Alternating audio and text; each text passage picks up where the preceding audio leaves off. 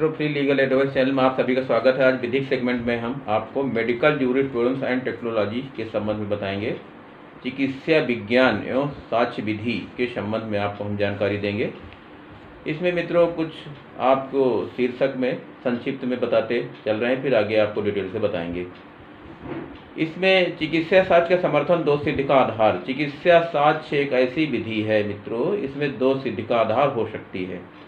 चिकित्सा साक्ष्य बहुत इंपॉर्टेंट साक्ष्य है। इसके विषय में प्रत्येक नागरिक को जानकारी होनी चाहिए, प्रत्येक विधिक व्यक्ति को जानकारी होनी चाहिए। ये जानकारी अत्यंत आवश्यक है और महत्वपूर्ण जानकारी है। अभियुक्त को चोट का स्पष्टीकरण, यदि अभियुक्त का चोट का स्पष्टीकरण नहीं है तो इसमें, अगर इस चोट स्पष्ट नहीं है तो इसमें अभियुक्त को लाभ इसमें मिलेगा और संदेह का लाभ इसमें दिया जाएगा। उपस्थिति का अविवादित होना, उपस्थिति का अविवादित होना ये परिस्थिति साक्ष्य के संबंध में निर्णित किया गया है। ये साक्ष्य ग्राह्य था, ये साक्ष्य ग्राह्य था। अगर उपस्थिति का अविवादित होना, उसमें ये कभी कभी माना जाता है कि नहीं ये उपस्थित नहीं था, ये था, ऐसी स्थिति में ये जो है ग्राह्य मानी गई साक्ष्य है। उसमें इसका लाभ अभियुक्त को नहीं मिल सकता है। विलंब से प्रथम सूचना रिपोर्ट, विलंब से प्रथम सूचना रिपोर्ट दर्ज कराने का भी लाभ अभियुक्त को नहीं मिलेगा। अगर ये माना जाए कि आ ने बंदूक से फायर किया, बा को लग गई, और ऐसी स्थिति में विलंब से लेट अगर रिपोर्ट कराने पहुंच रहा है तो उसका लाभ अभियुक्त को नहीं मिलेगा। मृत्यु के कारण का ज्ञात न हो पाना, मृत्यु के कारण का ज्ञात न हो पाना, अगर मृत्यु के कारण का ज्ञात नहीं हो पाएगा तो इसमें भी अभियुक्त को लाभ, इसमें संदेह का लाभ दिया जाएगा। अभियुक्त दोष मुक्त हो सकता है। मृतक के पास घातक हथियार का भाव प्रतिरक्षा का निषेध, यदि मृतक के पास घातक हथियार का भाव है और घातक हथियार नहीं पाए जाते हैं तो ये भी दोष मुक्ति का आधार नहीं हो सकता है। अभियुक्त को दूसरे पार्ट में, दूसरे रूप में उसको सजा दी जा सकती है। इसमें माना गया है 302 का मुलजिम था और हथियार मौके पे नहीं पाए गए थे, इसमें दो सिद्धि माना गया है। यह है कमला सिंह बनाम स्टेट ऑफ राज AIR 1994 का है, इसमें व्यवस्था दी गई है।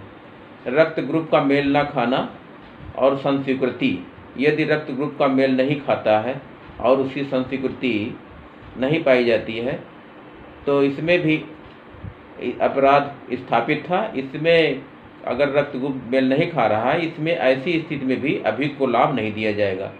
ये अपराध इसमें स्थापित माना गया है। केरू सिंह बनाम राजस्थान राज्य, ये क्रिमिनल 1994 का है। ये क्रिमिनल लॉ जजमेंट 187 पृष्ठ पर है। जिस चिकित्सक के 100 को देखा है उसी की राय मान्य होगी, मान्य होगी। जिस चिकित्सक ने 100 को देखा उसी की राय मान्य होगी। मित्रों, इसमें यह है कि जिस चिकित्सक ने वहाँ मौके पे देखा है और उसके आधार पे रिपोर्ट तैयार किया है, अगर रिपोर्ट PM तैयार किया है तो उसकी राय उसकी मान्य होगी। अगर रिपोर्ट नहीं तैयार किया है, केवल साक्ष्य देखा है और देखने के आधार पर साक्ष्य दे रहा है तो माना नहीं जाएगी। जब तक उस 100 का, उस मृतक व्यक्ति का उस अगर मेडिकल नहीं किया जाएगा, चुड़ैल का मेडिकल नहीं किया जाए, तब तक उसकी राय ऐसे मौखिक रूप से मान्य नहीं होगी।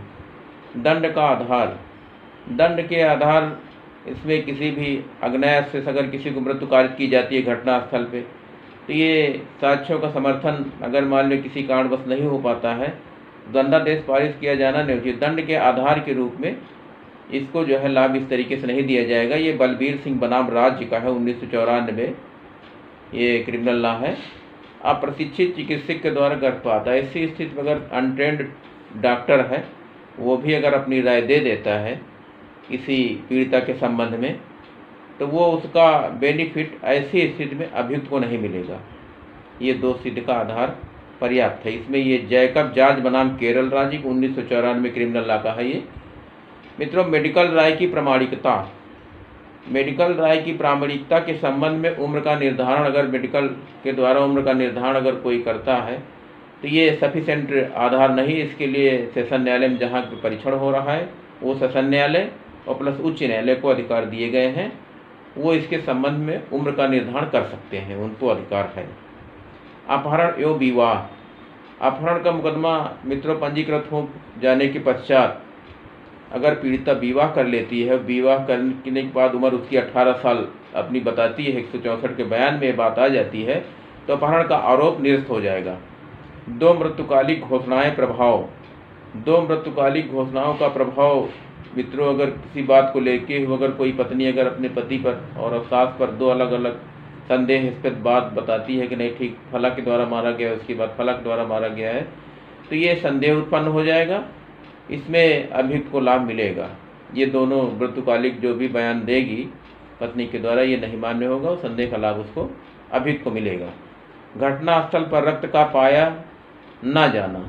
अगर घटनास्थल पर रक्त नहीं पाया जाता है तो ये माना जाएगा कि अगर कोई घटना कारित हुई है और घटना कारित होने के समय उस जगह रक्त मिलना निश्चित है, उस जगह रक्त जो है गिरना अनिवार्य है, कुछ ना कुछ रक्त उस समय घटनास्थल पर अगर मारपीट हुई है लाठी डंडे कुल्हाड़ी किसी हथियार से, तो उस जगह जो है रक्त निश्चित गिरेगा। अगर रक्त नहीं गिरा जाए तो दोष सिद्ध सुरक्षित नहीं मानी जाएगी, दोष सिद्ध इसका आधार नहीं है, इसका संदेह का लाभ मुलजिम को मिलेगा। यह है मिरन बकस बनाम डिल्लू AIR 1994 SC का है। ये मौखिक मृत्युकालीन कथन। मित्रों, मौखिक मृत्युकालीन कथन का कोई महत्व नहीं है। अगर कोई मृत्यु के पूर्व अगर मौखिक कथन दे देती है, कोई ऐसा गजटेड ऑफिसर उपस्थित नहीं होता है, तो ये मान्य नहीं होगा। और ये बताते कि मैं बेहोश हो गई बयान देने के समय, बयान देने के पश्चात बेहोश हो गई, तो ये मान्य नहीं है। ये बब्बू बनाम मध्य प्रदेश राज्य के द्वारा निर्धारित किया गया है। ये हस्ताक्षर का नमूना कब लिया जा सकता है? हस्ताक्षर का नमूना न्यायालय के आदेश पर लिया जा सकता है, और विचारण अगर लंबित है या अन्वेषण कोई अधिकारी है तो उसका हस्ताक्षर का नमूना लिया जा सकता है। चित्त विकृति की उपधारणा, पागलपन की उपधारणा कब की जाएगी कि कब ये पागल था और इसने क्या अपराध कारित किया है। कोई पागल व्यक्ति अपनी पत्नी की चाकू से गोद कर हत्या कर देता है और दूसरी छत पे बैठ जाता है, वहाँ पे बच्चे दिखाई पड़ते, बच्चों से कहता शोर मत मचाइए, और उसके पश्चात फिर कुछ समय पश्चात भी वो अपने को फांसी लगाने का भी प्रयास करता है। ऐसी स्थिति में और मृत्यु श्वसारोध से मृतका की मृत्यु पाई जाती है, तो ऐसी स्थिति में ये उसको विकृत चित्त का लाभ नहीं दिया जाएगा। ये माना जाएगा कि जिस समय उसने हत्या कारित किया उस समय उसको ये जानकारी थी और अपने होशो हवास में हत्या कारित की, उसका लाभ पागलपन का लाभ उसे नहीं मिलेगा, चित्त विकृत का लाभ उसको नहीं मिलेगा। चिकित्सा परीक्षा में विलंब का प्रभाव। चिकित्सीय परीक्षा में मित्रों विलंब का प्रभाव, ये अभियुक्त को इसका लाभ बेनिफिट नहीं मिलेगा। अगर कोई भी चिकित्सा अगर मारपीट के ड्यूरिंग अगर विलंब हो जाता है तो इसका लाभ अभियुक्त को नहीं मिलेगा। ये अभियुक्त का किसी प्रकार से इसको लाभ इसमें नहीं मिल पाएगा। ये प्रेम बनाम उत्तर प्रदेश राज्य के द्वारा निर्धारित किया 1994 का SEC है। हस्तलेख के समय निर्धारण कौन कर सकता है? हस्तलेख का समय निर्धारण करने के संबंध में ये एक दिया गया है, देवराज बनाम हिमाचल प्रदेश के द्वारा निर्धारित किया गया है, तो इसके विशेषज्ञ होंगे वही हस्तलेख का निर्धारण कर सकेंगे। पेट में पाए जाने वाले तथ्यों से मृत्यु के समय सही निर्धारण नहीं किया जा सकता है। यदि पेट के अंदर अधपचा भोजन अगर पाया जाता है, उससे मृत्यु का समय का पूर्वानुमान आगे पीछे का नहीं लगाया जा सकता है। ये इसका लाभ मुलजिम को नहीं मिलेगा, अभियुक्त को इसका लाभ नहीं मिलेगा। फायरिंग की दो आवाज़ें और एक क्षति का प्रभाव। फायरिंग की दो आवाज़ें होती हैं और क्षति एक होती है। एक जगह चुड़ैल की चोट लगती है, एक जगह गोली लगती है, दो फायरिंग होती है, तो इसका भी बेनिफिट अभियुक्त को नहीं मिलेगा। गोली उसके लगी है, ये साबित है, इससे अपराध इसमें साबित हो रहा है, इसमें दोष सिद्ध हो सकती है, इसमें उसका लाभ अभियुक्त को नहीं मिलेगा। ये निर्धारित किया है जबर सिंह बनाम राजस्थान की 1994 की रूलिंग के अंतर्गत। घटना के समय का निर्धारण। घटना का समय निर्धारण अभियोजन पक्ष के कथन के अनुसार 3 mm में थी और मरणोपरांत चिकित्सक के अनुसार पेट में मौजूद उसके कुछ आगे पीछे अगर ड्यूरिंग आ जाती है तो इस उच्चतम न्यायालय भी निर्धारित किया है, इसमें घटना को जो संभावित समय होता है वो उसमें आगे पीछे उसका बेनिफिट का लाभ अभियुक्त को नहीं मिलेगा। हस्तलेख नमूने के लिए कौन निर्देशित कर सकता है? हस्तलेख नमूनों के लिए न्यायालय निर्देशित कर सकता है, जहाँ की मामला परीक्षण चल रहा है न्यायालय में, वो न्यायालय उसको आदेश दे सकता है। जो साक्ष्य अधिनियम का उसका उल्लंघन कब होगा? साक्ष्य अधिनियम का उल्लंघन ऐसी स्थिति दोनों हस्तलेख जब एक व्यक्ति के द्वारा रचित पाए जाते हैं, दोनों को मिलान किया जाएगा, ऐसे में उसका उल्लंघन हो सकता है। अगर दोनों में तालमेल नहीं होता है हस्तलेखों में तो उल्लंघन उसका माना जाएगा। आत्महत्या की वैधानिकता। आत्महत्या की वैधानिकता को 309 धारा को निरस्त कर दिया गया है, 302 में परिवर्तित कर दिया गया है। ये 302 हत्या ही मानी जाएगी, 309 जो निरस्त कर दी गई है। इसकी वैधानिकता जो 302 में ही प्रमाणित होगी, तभी यह हत्या की दोषी होगा। मृत्युकालीन कथन करते समय कथनकर्ता के दिमागी हालत ठीक होनी चाहिए। मृत्युकालिक बयान के समय बयानकर्ता जो भी बयान रिकॉर्ड करेगा, और मृत्युकालिक की समय जिस समय बयान हो रहा होशो हवास में, चित्त में हो, जो भी बयान दे रहा हो उसका परीक्षण करेगा। परीक्षण करने के पश्चात उसका बयान लेगा। होशो हवास और दिमाग की हालत ठीक है तभी वो बयान मान्य होगा। अगर उस समय उसकी हालत ठीक नहीं है तो बयान मान्य नहीं होगा। उसमें बेनिफिट, उसका लाभ जो है अभियुक्त को मिलेगा। एक से अधिक मृत्युकालिक कथन, अगर एक से अधिक बार अगर मृत्युकालिक उसका बार बार अगर बयान आ रहा है, बार बार बयान बदल के आ रहा है, तो वो उसका लाभ भी मुलजिम को मिलेगा। हत्या की आशय की उपधारणा, हत्या की आशय की उपधारणा, कोई अगर हत्या कुल्हाड़ियों से की जाती है, उसको अवधारित किया जाता है कि परिस्थिति साक्ष्य के आधार पर मात्र उसको एक चोट पहुंचाना कहा जाता है। तो इस प्रकार हत्याकारित इसका अगर उपधारणा निश्चित नहीं है तो इसका जो है लाभ मुलजिम को मिलेगा। मैथुन के अभ्यस्त होने की उपधारणा, इस तरीके से बलात्कार की लड़की कोई 14 वर्ष की है, उसके संबंध में निश्चित किया गया है हाइमेन एक्ट के संबंध में, तो इसके संबंध में भी उसका लाभ मुलजिम को नहीं मिलेगा। शुक्राणु को ना पाया जाना, बलात्कार का निषेध नहीं है, उसमें भी लाभ अभियुक्त को नहीं मिलेगा। स्तन खरोंच बल प्रयोग का उपधारणा, इसमें भी मुलजिम का लाभ नहीं मिलेगा। पीठ पर क्षति का पाया जाना, बलात्कार का निषेध नहीं, इसमें भी मुलजिम को लाभ नहीं मिलेगा। यौन के क्षेत्र में बलात्कार की उपधारणा, इसमें भी मुलजिम को लाभ नहीं मिलेगा। बलात्कार के लिए अल्पप्रवेशन पर्याप्त निर्पात आवश्यक नहीं, इसमें भी अभियुक्त को लाभ नहीं मिलेगा। बलात्कार में परीक्षा अधिनियम का लाभ, बलात्कार के मामले में परीक्षा अधिनियम का लाभ नहीं मिलेगा। मृत्युकालिक कथन की अपुष्टि प्रभाव, मृत्युकालिक अगर कोई बयान होता है उसकी अपुष्ट रूप से उसका प्रभाव जो है उसमें पड़ेगा। अगर मृत्युकालिक कोई बयान हो गया है, डीडी अगर होशो हवास से लिखी गई है तो वो मान्य है, उसका लाभ जो है मुलजिम को नहीं मिलेगा, उसमें दोष सिद्धि होगी। सेरोलॉजिस्ट की राय, जो भी वहाँ परीक्षण की राय आती है, तो वो भी अगर कोई गड़ासे से हत्या की जाती है, उसकी जांच परीक्षण की रिपोर्ट अगर आ जाती है, वो रिपोर्ट, उसमें विलम्ब से भी रिपोर्ट आ सकती है। तो अगर ऐसी रिपोर्ट अगर उसमें मिश्रण अगर हो जाता है गड़ासे और उसका कम्बिनेशन नहीं हो पाता है या मानव नहीं पाया जाता है, ऐसी स्थिति में उसका लाभ जो है संदेह से परे साबित नहीं हो पाएगा, मुलजिम को लाभ मिलेगा।